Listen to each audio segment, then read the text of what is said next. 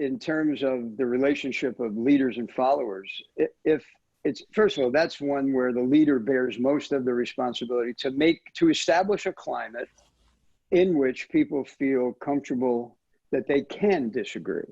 And I use that phrase, disagreement isn't disloyalty, because, by the way, it was one of the things that President Obama and I discussed when I was, I guess interviewing would be the right phrase, to be the chairman. And he embraced the idea that he wanted my advice. He made no commitment that he would take it, nor should he have.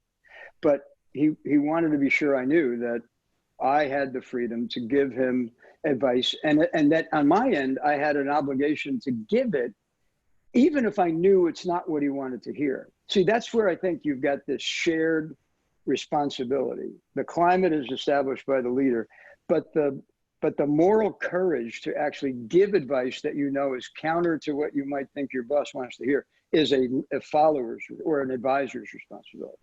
Now, fast forward.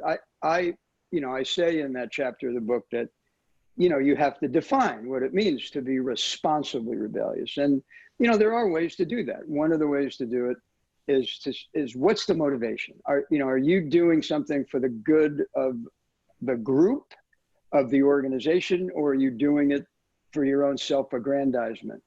And secondly, of course, there are limits imposed with common sense ethics, but also law.